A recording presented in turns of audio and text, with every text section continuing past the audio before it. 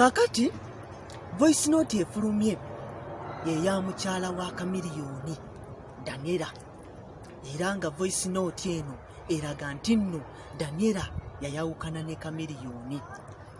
Daniella ayina ebigambo bingi nnyo byayogedde n'ensonga lwaki yayawukana naye, era Daniella agambye n'okugamba nti nno agenda kwezimbira ennyumba eyiye ku bubwe wano mu Uganda era yeerabire Chameleone.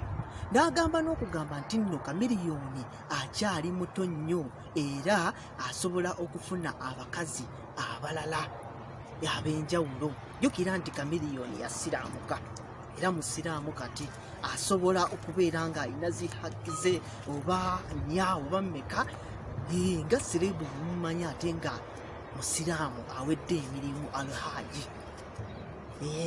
Voice note eyo kansooke njikuteereko ogiwulire nga mukyala wa Chameleone bwe yeewera, era agambye tagenda kuddiŋŋana na Jose Chameleone.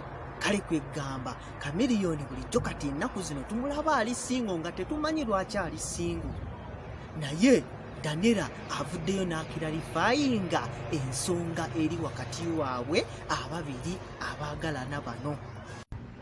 Byawedde ekitiibwa muwa nti taata w'abaana bange, naye Jose takyasobola kubeera bba wange, oba nga tukyuke sikyasobola kubeera mukazi wa Jose.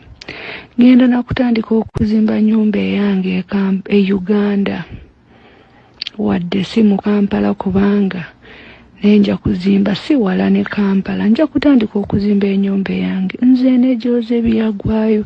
Ate kati Jose mu basajja akyali muto, kati gwe tosuubira nti ngenda kubeera wano myaka 10 Jose n'atafuna family endala.